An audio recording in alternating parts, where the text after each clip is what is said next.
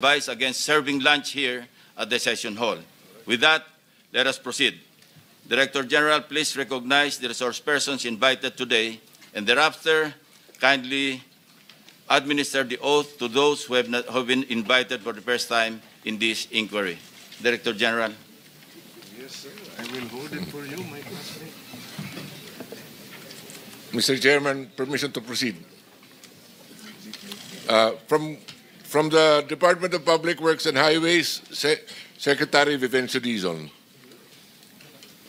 From DBM, Department of Budget of Management, Undersecretary Rolando Toledo, and Assistant Secretary Mary Ann de la Vega. From the Department of Justice, the Secretary is supposed to be represented by Prosecutor General Richard Anthony Fadulyon, but as of the moment, he's already there.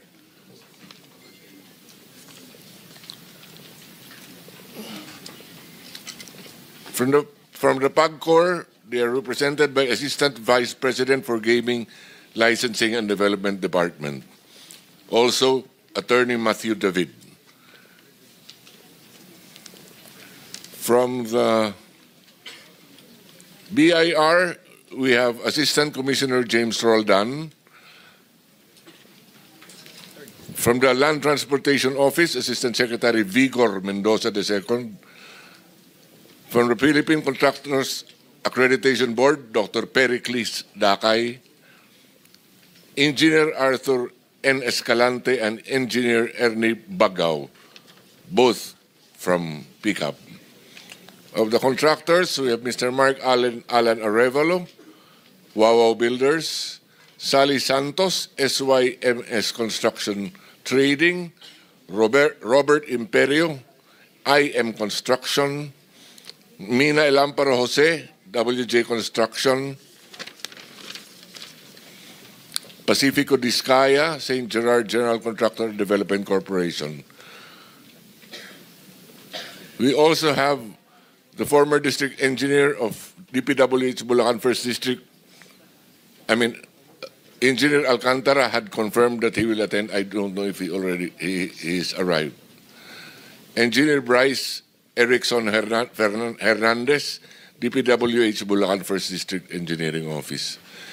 Engineer R.J. Domasig and Engineer Merg Haron Laos. Undersecretary, I've been given a note that Undersecretary Janet Abwell from DBM is also here. That is all, Your Honor. Mr. Chair. I will ask. Mr. Chair. For a while, Okay. we will just administer the oath to those who For those who are here for the first time, kindly stand and raise your right hand. Do you swear or affirm to tell the truth, the whole truth, and nothing but the truth in this proceeding? Thank you. You may take your seats. Well, it's a pleasure of Senator Marcoleta. Thank you, Mr. Chair. In the agenda, I can see that Yusek Maria Catalina Cabral was invited, but I don't see her in this room, Mr. Chair. Why? May we hear from Secretary Vince Dizon? Mr. President, Mr. Chairman, good morning po sa members ng Blue Ribbon Committee, honorable members of the committee. I think for former Undersecretary Cabral, I just want to inform the body that I officially accepted the courtesy resignation of Undersecretary Cabral 2 nights ago. And I believe, Mr. Chairman, that I think she wrote a letter. No, she informed me by message late last night that she had written the committee to inform her of that, to inform the committee of her of the acceptance of her courtesy resignation, and thus I think requested not to attend. But of course, even if she is now just a private citizen and no longer part of the DPWH, I'm sure if the committee will require her to attend, she still must attend.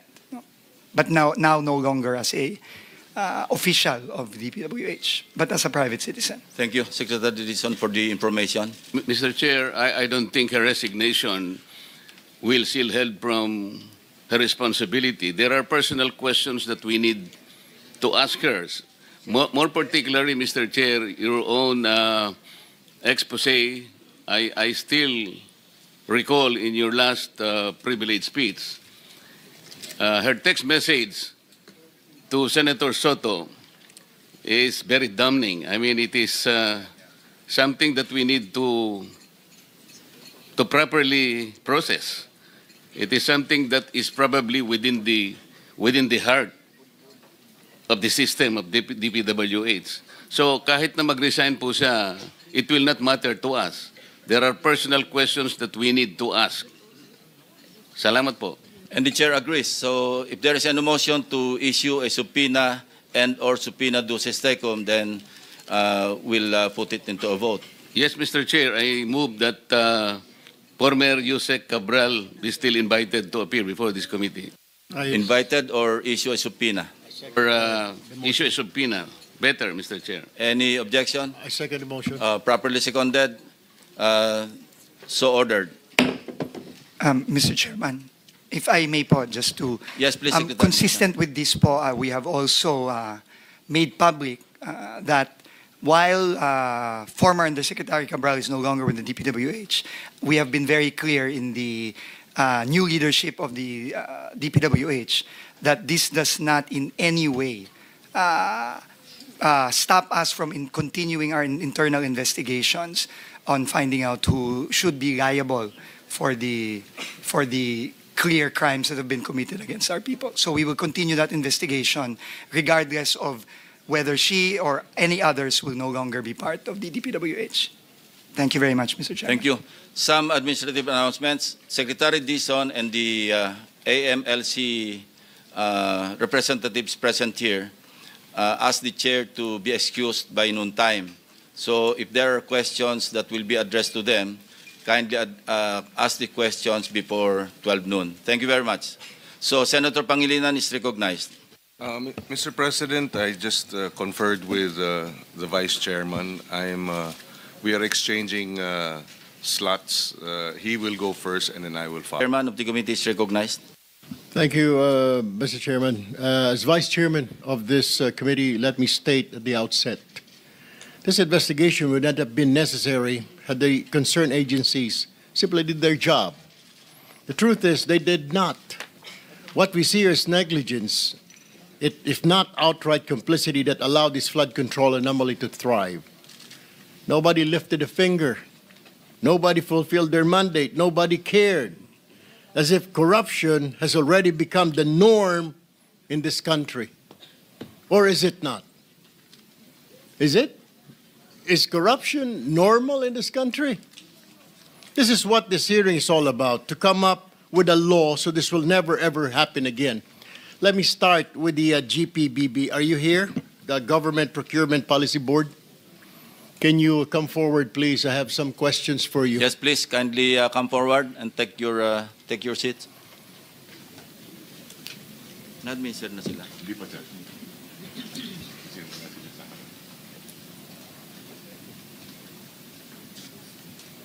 Classmate, seatmate, please. Hindi, dito na lang, wala ka sa mambusin. Oo, sige. Oo, kaya na.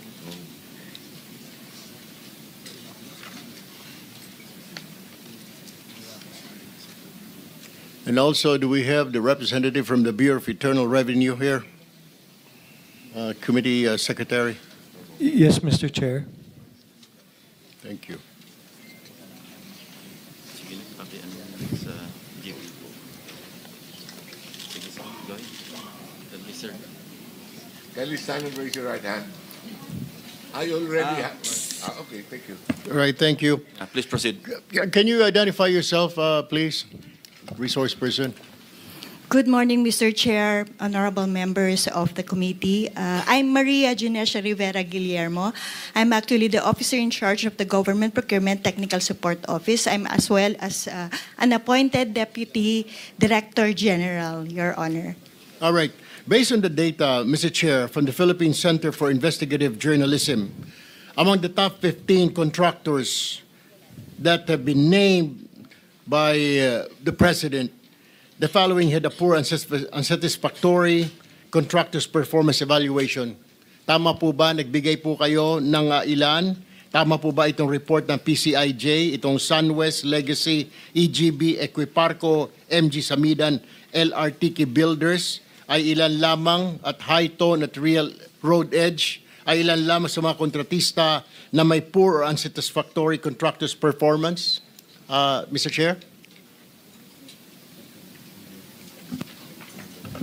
Mr. Chair, Your Honor, the CPES report or the Contractor's Performance Evaluation System report bears those po as the unsatisfactory po na rating nila sa CPES. Just to clarify, if I may, Your Honor, Mr. Chair, the CPES is posted po sa GPPB website.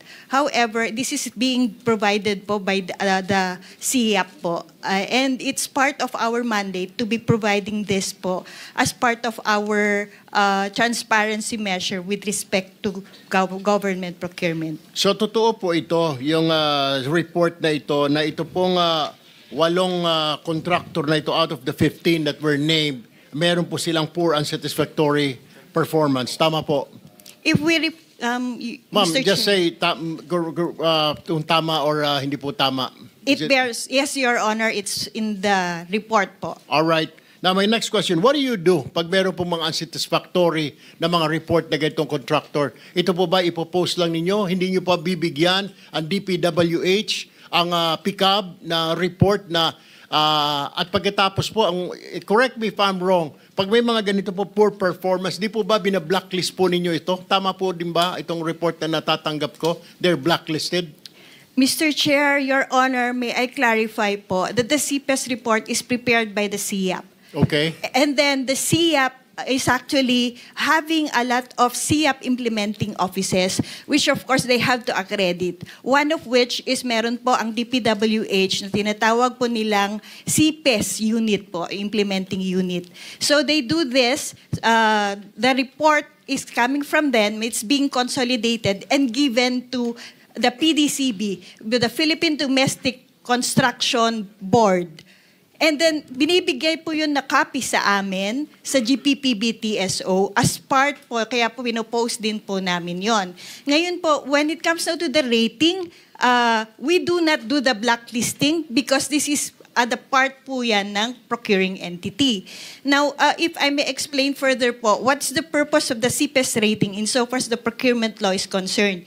Under RA 9184 po, before this is only being looked into kapag ka-part po siya ng submission to support po yung single largest completed contract ng isang contractor. Meaning po, kapag magbibid po sila, yun po ay hinihingi as part po ng SLCC, yung sinusuportahan po niya.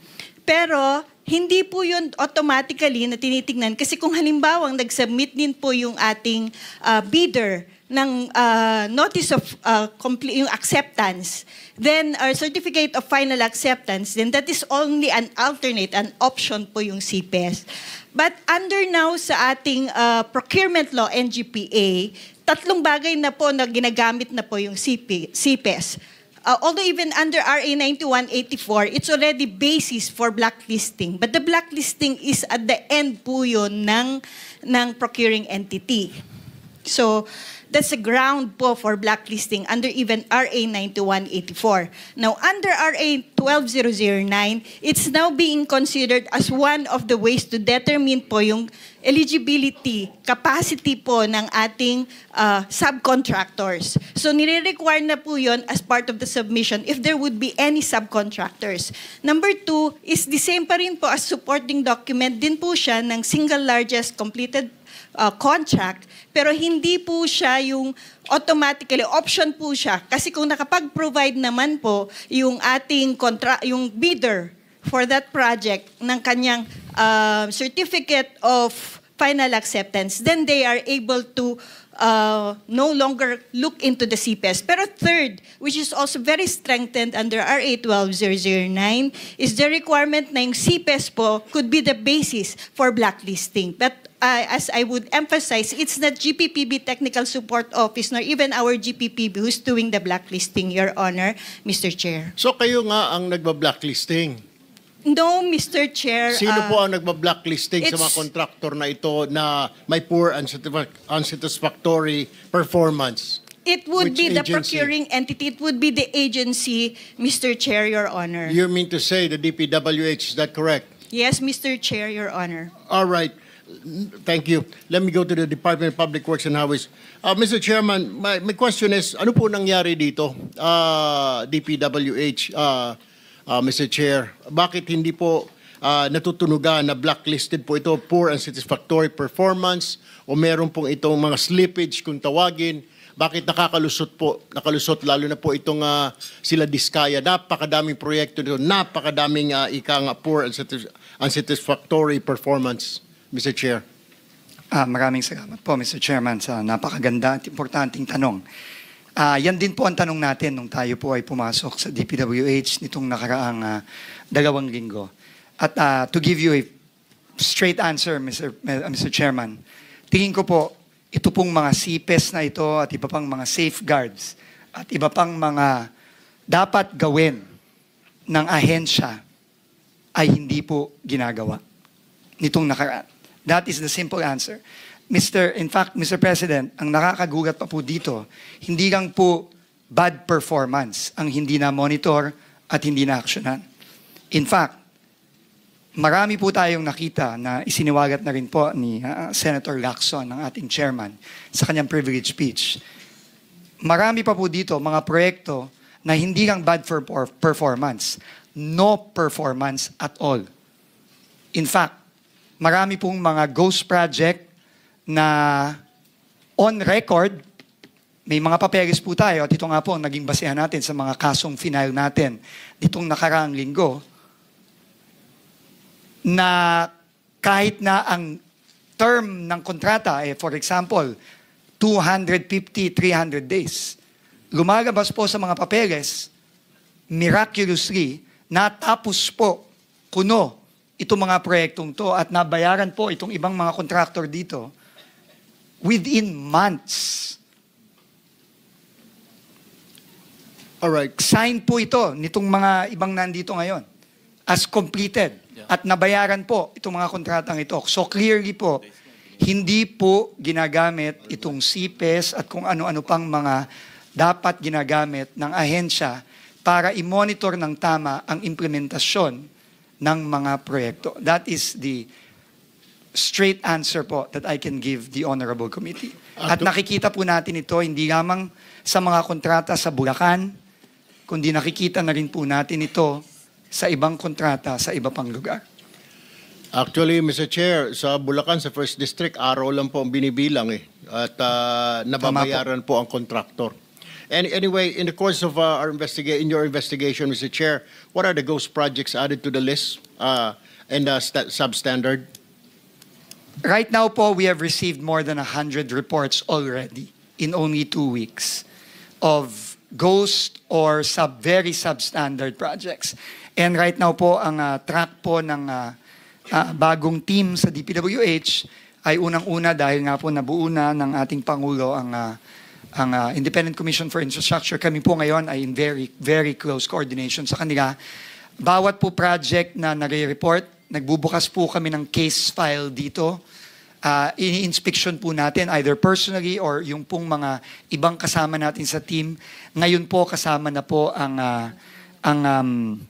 members at team ng ICI, lalong-lalo na po ang special advisor ngayon ng ICI na si ang mayor po ng Baguio City, si Mayor Benji Magalong. So, ganun po ang ginagawa natin at kapag nagbi-build up po tayo ng kaso, kada proyekto, ini-inspect po natin, chine-check ang records at pag meron pong nakitang klarong anomalya, either ghost o napaka-substandard at napatunayan po na meron pong mga contractor na nabayaran na kahit na hindi pa tapos or non-existent ang proyekto, immediately po bumubuo na po tayo ng kaso na either ifa-file or in this case po na nabuo na po ang komite, ang komisyon, pinapasa na po natin sa komisyon.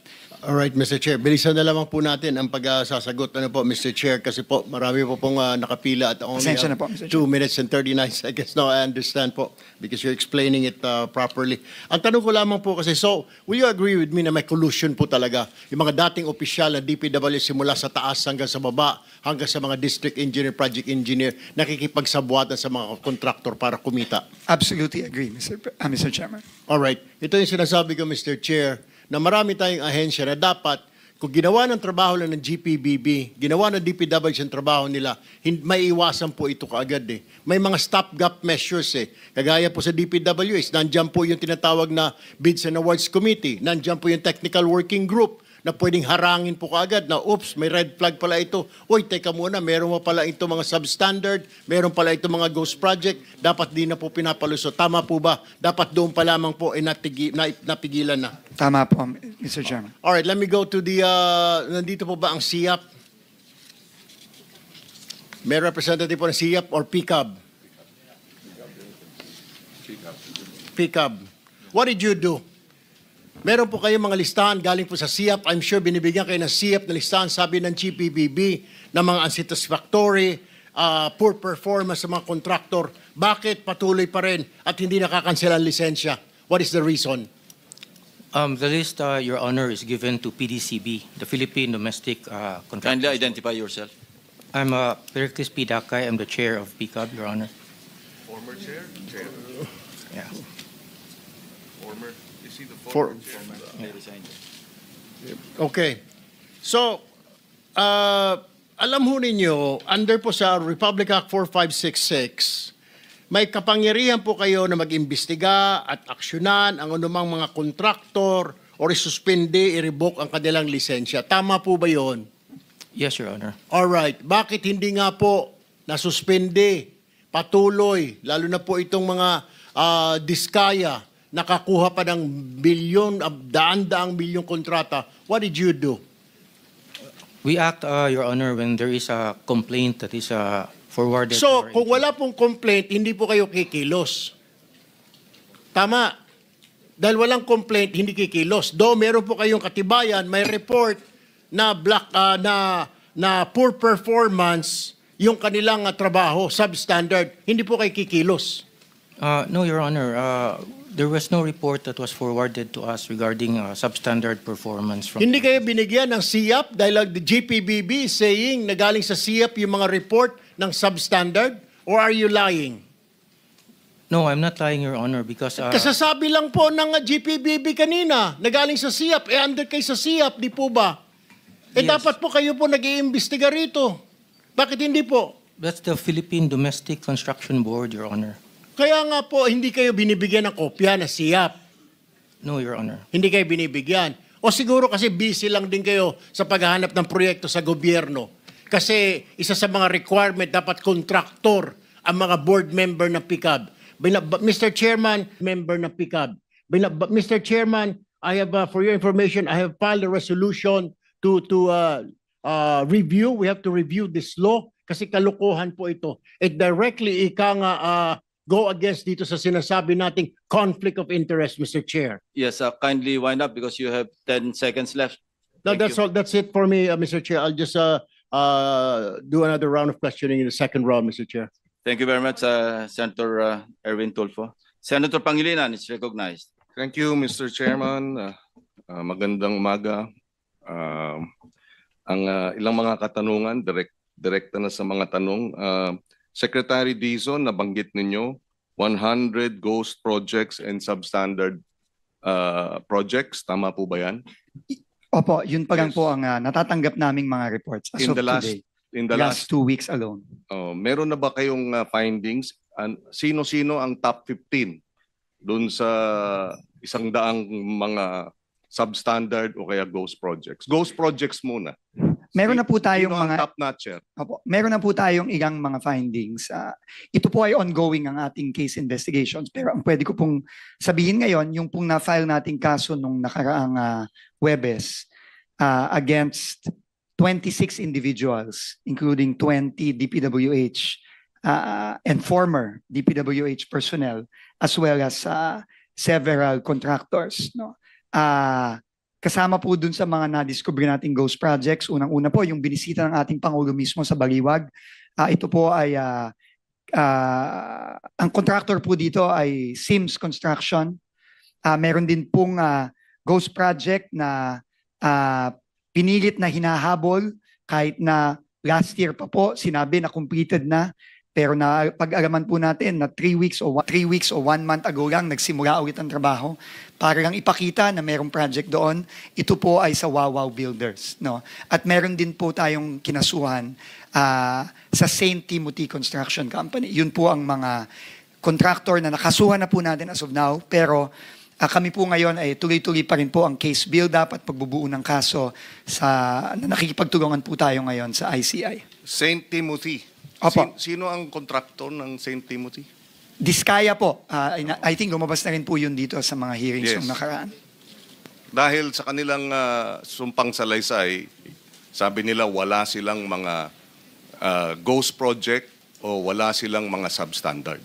At least yun yung sinasabi sa testimonya. So mukhang hindi tugma dun sa findings ninyo Opo. at yung sinasabi sa sumpang salaysay ng mga diskaya. Tama po kayo. Okay. Yung sinabi niyong 20 DPWH na mga district engineer, these are 20 district engineers? Hindi po. Mr. Chairman, our first case is only limited to projects in the 1st District of Bulacan. Yung pa lang po yun. No? 20 na pong katao ang nadamay sa isang kaso pa lang sa isang district engineering office sa Bulacan. So dito sa 100 ghost projects at substandard, saang mga lugar ito? Iba-iba po, Mr. Chairman. No? Offhand. Offhand po, I can remember, meron pong mga reports tayo na nakuha sa La Union, sa Oriental Mindoro, sa Nueva Vizcaya, sa Eastern Samar, meron din pong mga ibang mga proyekto sa Mindanao. Pasensya na po, Mr. Chairman, hindi ko na po maalala sa dami. Pero nakikita po natin na hindi lang po ito nakasentro sa Bulacan lang, kundi mukha pong buong bansa po ito. Mr. Chairman, may we request that the people, at least a selected number of possible, how do you call it, players in La Union, Oriental Mindoro, and Nueva Vizcaya, whether government or contractors, be invited in the next hearing? Yes, we have to identify them first. Yes. Yes, thank you, Mr. Chairman. Secretary Dizon, ang ating pagkaalam, at ito ay nakausap natin si former Secretary Babe Singson, na ang patakaran dati para involved ang LGU at Regional Development Council ay pagka 50 million and below ang proyekto, district engineer. Pero pagka 50 million and above, kasama na ang Regional Development Council sa pagbubusisi sa mga proyekto. Tama po ba yan? Noon dating patakaran. Tama po, no, ika-clarify ko lang po, no. Sa tingin ko po ang tinutukoy niyo po ay yung thresholds of authority ng district, region, etc. No? Yes. Nung pong time ni Secretary Babe Singson, ito po ay nasa 50 million pesos. Yes. Meaning po, pagka below 50 million and below, sa district po yan. Above 50 million sa region na po yan. Ito po ngayon ay itinaas. At ngayon po ay naka-threshold na po sa 150 million sa district.